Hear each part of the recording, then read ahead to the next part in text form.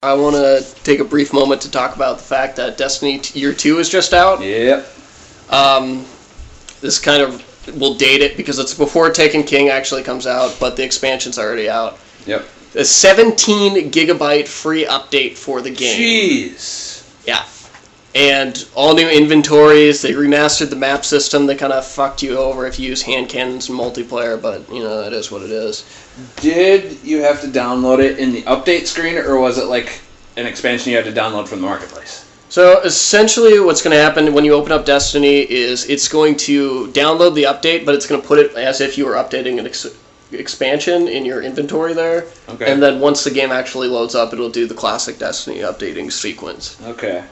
But it's a couple new game types. It's not as much content as I was going to think it was going to be, but new level cap with people who get the Taken King and shit like that. And I was thinking about this, and I think that is where gaming needs to go. Instead of having one Call of Duty and then releasing a new Call of Duty every year, they should take one game and just constantly build on it like it's a sequel to the game every single year over and over again until it's the perfect game. Kind of like what World of Warcraft wants to do. Like the World of Warcraft we have now compared to when it started, like when the Cataclysm happened, every single place is completely different. Right, and it's still the same game, but at the same time, it's constantly growing and evolving, and it's just getting better and better. Yeah, like, imagine Halo 1 if you still had all the Halo 1 shit, but you had everything else, too. Yeah, like, that's actually kind of what Bungie said they were going to do. They're like, we're going to have Destiny. We're not going to put out Destiny 2. We're just going to make it bigger every time. We're going to add a game's worth of content to it every time. Which is fantastic, because, if people really like the game, which a lot of people do, you can still build on it. And Destiny, like most MMOs, has mastered where you do things for long enough, you get a new gun. Like Call of Duty kind of perfected it with Call of Duty 4, where you could buy weapons, you can buy new shit like that, and kill streaks. Yep. And it's a shooter, so it's actually fun to play. It's not World of Warcraft when you're wandering around, mashing your hands against the keyboard and praying for death. Click, macro. Yeah. But yeah, the perfect video game, I think, for the video game of the future is going to be one game that's just constantly built up from community reviews, because then you get new people in, and the people who are playing it, you're listening to them, and you're just making them a better and better game. See, I know you guys probably give a shit about wrestling. Oh, I do. Okay, cool. But years ago, that was what my late teens, early college year brain thought of. That's how you would make the perfect wrestling game, because they would come out with a new one every year. Come out with one, and because basically, even by the time the game's out, the roster's already changed in real life. Mm-hmm. There's new people, there's old people, there's hundreds of WWE legends that could be brought into the game. You start off with a base one. Apparently this new game is going to have like 50 characters you could play as, which is amazing that they're doing that. But at the same time, next year they're going to do the same thing and just release a new game. I like the idea of they release it, but instead of a new game each year, it's that new. It's taking that one game and growing on it. Mm-hmm. Which is absolutely perfect, especially for sports games, especially Madden. Like, the second the new Madden is released, the other one's in the bargain bin for $2. Yeah. Like, it's ridiculous. That's such a deal. Yeah. That's such a deal. But the only problem, of course, with Destiny and all games like that is every time they do an update, they're trying to walk a line between rewarding the people who've stuck with the game so far and getting new people into the game. And that will inevitably piss off one group or the other. And the one group who would be new to it just won't buy it, so that's the group they have to appeal to. Yep. No, it's totally true. And that's one thing I really like about Bungie in particular. Like, if you get to know kind of like my likes and dislikes, you see the things that I like. But as terms of like companies go, is like their level of commitment to their crowd, like who they're servicing. Like you get Bungie and they're like, we do this for they do this for the community because they listen to the community. Companies I don't like, you can see they're like, well, we put out this thing. Everything, like every gun you have to buy, it costs like $2, and you're making all these $2 transactions over and over. Like, the world of expansion packs is gone, and it's all microtransactions now. Microtransactions, I think, is a good business model for something like Destiny, honestly. Yeah, it's a good business model for, like, if you don't have the time for it, because, like, you eventually will get everything if you play long enough. But if, say, you're, like, a person, like a father of 3, and you have a full-time job, you don't have the time to level all this stuff up, so you do these microtransactions to kind of bring you a little bit forward. Right. I mean, I don't think that you should do transitions where you like buy weapons or shit. I think that's bullshit. You should have to unlock that for it to have any real meaning. Yeah.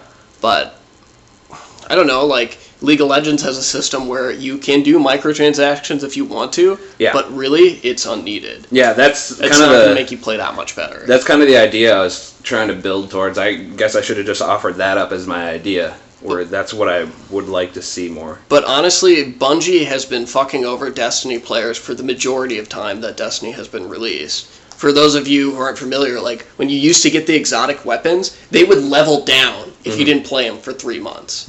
So you had to level them up all the way over again, and it took months and months. Essentially, they were trying to reset their content over and over and over again, so people kept having to unlock shit infinitely. And it's only since House of Wolves that they've been releasing content that the players have actually enjoyed and not been pissed off at them about.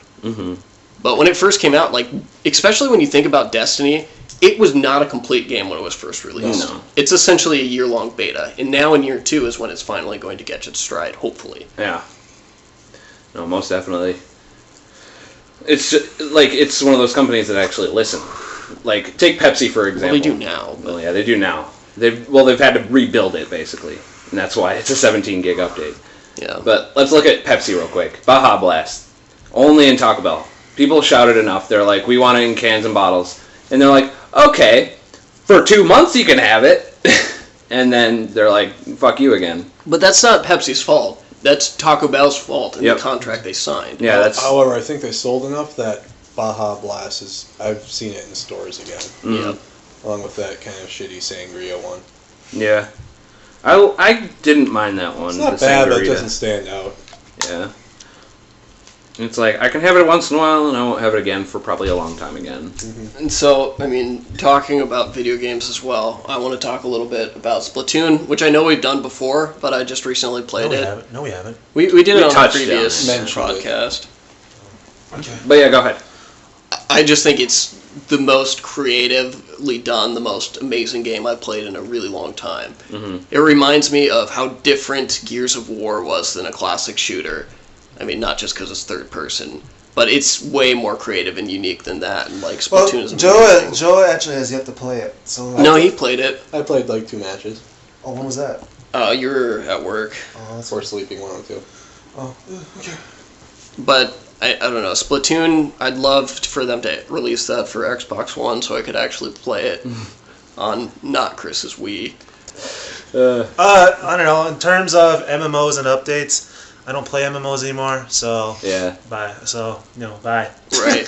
But Destiny is like such a little MMO, like it's not very MMO-y. And I just think video games in general should go in that direction. Not MMO video games, just all video games. All video games go into MMOs? Well, No, not into it's more MMOs, MMOE. just into... It's more like a social experience. Well, not necessarily even that. Like, just where a game listens to their community and evolves the game over time instead of releasing a sequel. Oh, so like... And Destiny Year 2, I'll be honest, like, before the Taken King content's come out, I'm a little disappointed, but we'll see if it's actually... So, good, are you but it's saying the it right should go idea. the way of, like, Borderlands 2? Yeah, exactly. Where they kept releasing packs. Yeah. And, honestly, if you had the original Borderlands 2, it's not like they scoffed at you. They're like, oh, if you've been playing this long, we will give you this. Mm-hmm. Yeah, exactly. In Borderlands, I'm not sure how good a job they did, but from what you just said, it seems like they did a really good job at Well, people I would to say I like the idea of a realm system in a shooter like that, because if you want any place to be laggy, it's gotta be the town. If it's gonna be laggy, make it the town. Don't make it the battlefield.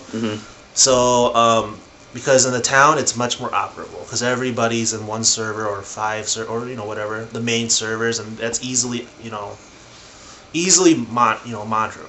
They can monitor it pretty easily. So, but in the battlefield, you don't want any lag, obviously. So, it's fine.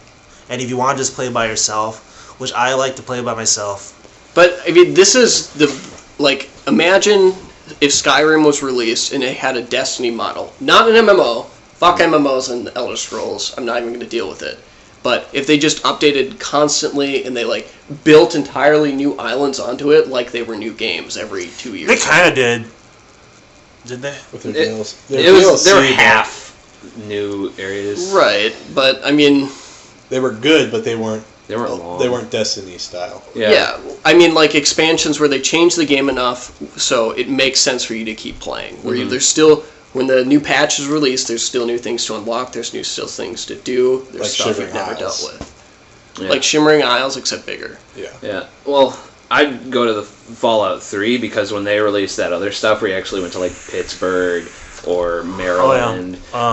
There was more than just more areas to do. There were also new enemies, new weapons, new technology to find. Which is great and all that. Yeah. It's just, I would like to see them do stuff where they're actually adding on to the core game itself rather than just releasing new areas. Yeah, so like how they changed the loot system in Destiny, how they changed how many challenges and quests you can have at a time, the leveling up system, which was like the core of, you know, playing a character for a long time rather than playing between one or another. You know, you specifically focus on one and then you focus on another.